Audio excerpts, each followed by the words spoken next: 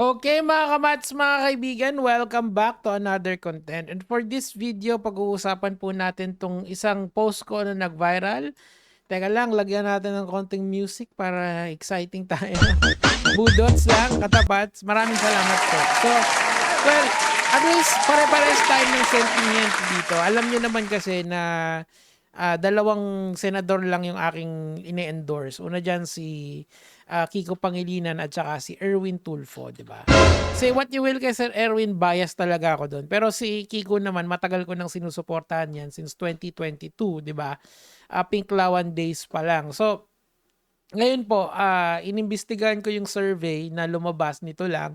And unfortunately for us, masasabi nating maalaala mo kaya moments na naman ito. Well, talagang gano'n, nasa isang demokratikong tao tayo, demokratikong country tayo, you are free to choose who you want to choose.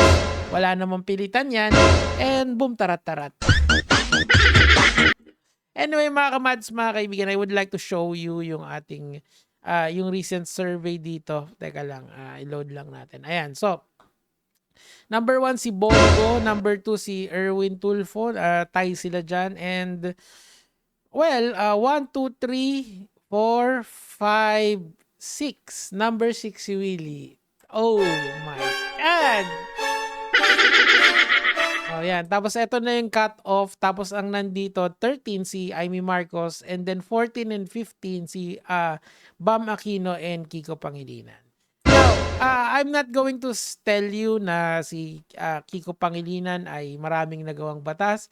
Siguro mas maganda ay hanapin nyo na lang yan sa TikTok niya. Siguro ang bibigay ko dito yung solusyon niya para dun sa pababain yung presyo ng bigas. Kasi that is one thing na talagang gut issue talaga yan na nakalimutan na since all of this political noise is happening. Okay? So, pagkukumpirain natin yung dalawang kandidato. Okay, una muna si Kiko Pangilinan. Sen, 29 pesos na daw po yung bigas. By the way, etong video na to was taken in 2024, last year pa to, June, okay? Nagtanong tayo sa Facebook, Luzon, Visayas at Mindanao kung true ba? Ang sagot, 50 to 60 pesos pa rin ang bigas. Yung Ano yan, last year yan, sinasabi nilang 29 pesos kada kilo, sa totoo lang, malabas sa 5 Kadiwa stores lang. Correct. At sa Metro Manila lang. Okay, so ang solution kasi technique talaga. Ang solution kasi ng gobyerno natin para pababain yung presyo or at least i-alleviate yung presyo, itong mga band-aid solution na to. Isa dyan yung Kadiwa stores. Yung isa naman yung card, community assistant rice discount card. Ayan, kila House Speaker Romualdez yung mga ideas na yon. Tapos, yung isa naman long-term solution nila is yung rice tarification. Okay, tatanggalin nila yung tariff or bababaan nila para mag-flood ng rice sa market, hence bababa. But then again, ang makakawawa dyan yung mga magsasaka dito sa Pilipinas. Okay, so that is the solution of the government and here is the solution of Kiko Pangilinan.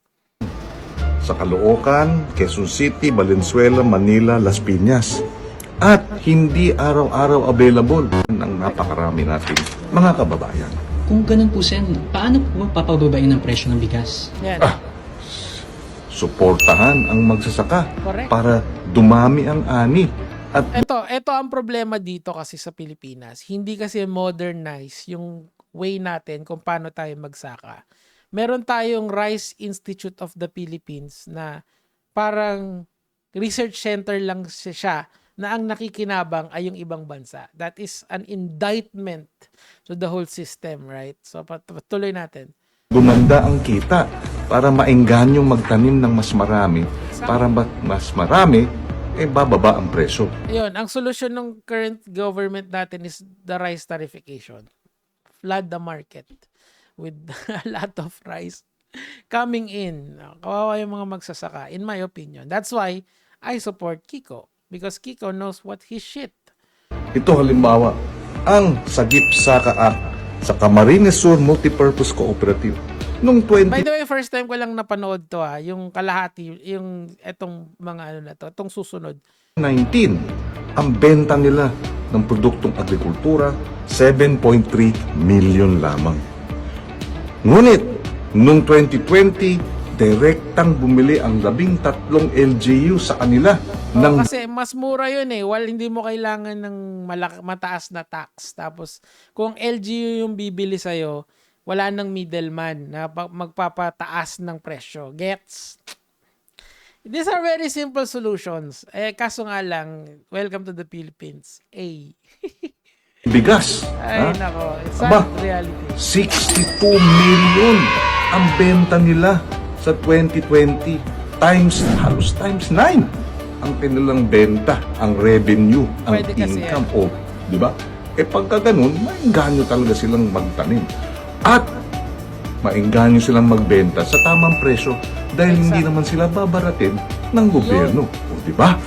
Yan ang full implementation ng sagip-saka, suportahan ng magsasaka, bababa ang presyo ng pagkain, bababa ang presyo ng bigas. Yan ang solusyon. Okay to. Magandang download natin. Pwede yung gawing thumbnail. Now, pumunta tayo kay Willie Revilla. Kailangan natin siya yung silang dalawa yung nasa thumbnail Pakinggan natin yung top 6. Top 6, nakita nyo, di ba? Walang daya yon. Okay. Bilang Ito muna, yung alam natin. Lahat po tayo, medyo aware naman tayo sa problema. Pero yung solusyon, yun ang mahirap na parte. I mean, Meron na ba kayong mga panukalang naisip? Wala pa kasi hindi pa ako nananalo. Spoken like a true artista na mag-OJT sa Senado. Well, mga kamatis, mga kaibigan, this is why we have to be very, very smart with our votes, okay? I am only endorsing 2 politicians and I am not shoving them down your throat, okay? Isa dyan si Kiko, yung isa yung si Sir Erwin, kayo bahala. Pero please, vote wisely, Kaso wala top 6 siya Ang taas ng chance niyang manalo Okay sana kung top 10 May pag-asa pa yung humabol, mabababa Pero ito, number 6, tol. Ang lala. Pag nanalo ako, doon ko naisipin lahat. for- Ang iniisip ko muna, One step paano at a ako time. manalo. One step at a Hindi time. ako, huwag mo muna akong tanongin ng mga ganon. Lahat po tayo. Di ba? Sobrang GG. Iyak tawa talaga. Partida to si Willie kasi. Nakita nyo naman yung yung sortie ng Alyansang Bagong Pilipinas and then yung PDP laban, 'di ba? Nakita nyo yung makinarya nila. Si Willie kasi kaya siya nakakatakot. Lagyan natin ito. Kasi wala siyang machinery na totoo. Si Willie Revillame ay umaasa lang dun sa fame niya. Ganon kalakas si Willie, mga kamads, mga kaibigan. To the point na senator na gumawa ng isa sa mga importanteng batas sa araw-araw niyong buhay na nararamdaman. Olats. Igiling-giling. Igiling-giling ang bigas. Tangina. Utangina yan! Anyway. Patawarin talaga itong Pilipinas. I love this country. Ito naman. Next. Ito. Madami. Ganda ng tanong mo, ha? Wag yan, yung buo. bilang isang senador at kilala kayo sa pangalang Kuya Will, bigyan niyo po ako ng isang batas man lang na kapag nagsabing itong batas na ito, si Kuya Will yan. Okay. 'di ba yung magsasaka yung kabila yon. Ako gusto ko kung nakikilabutan ako yung yung modernization ng farm. Gusto ko talagang i-push yon, as in talagang tayo maging rice center ng Asia. Kasi yun naman tayo yung agriculture sa atin. If only pwede kong sabihin lahat ng laman ng utak ko sa inyo, no? Pero it will come, abang-abang lang lagi. Tambay-tambay lang, Kuya Will, ikaw na. Magandang tanong yan. Ha? Una, maiangat talaga ang buhay ng mga Pilipino. Na matulungan talaga. Ako para sa akin, ang batas dapat batas para sa mahirap. Marami na tayong batas na ginawa. Tama. Ang ganda ng tanong mo, ha? Nakakapag-isip yung tanong na yan. Ikaw, ano sa tingin mong batas na gagawin? Babalik. Kasi, ikaw baka may suggestion ka.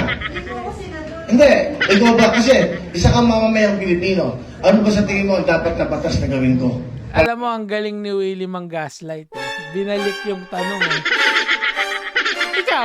Ikaw tatanungin ko. Anong magagawa mo?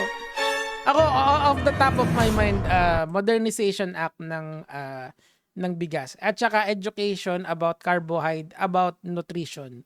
Yung carbohydrate intakes natin kasi hindi lang naman sa kanin yan. There are other alternatives na mas maganda sa katawan katulad ng kamote. Sa kamote, dahil ang kamote mababa yung glycemic index niya. Oh my God, sana pag nanalo kayo, hindi niyo ako researcher. Hindi, joke lang. Ayoko. Okay na ako dito. Tuloy. Para sa mga kababayan natin. Bakit ako sa kanila? Hindi kasi nga, gusto Siyempre po, kong makinig sa inyo. Ayan, si ate. Okay, yan. Gusto kong makinig sa para tama to tama tong tinatanong niya sa akin. Para pagpunta ko ng Senado, isa to sa mga tanong. Nung ako'y di ba? Teka lang. Mamaya na ako gagawa ng thumbnail. So, yun lang naman yung sa akin for today, mga kamats, mga kaibigan. Just a briefer. I hope you take in my suggestion kay Kiko. Kahit kay Sir Erwin, bahala kayo. Pero ako, bias ko talaga. I'm a tool fanatic. Yun lang naman yung sa akin for today. Kaya mga lod.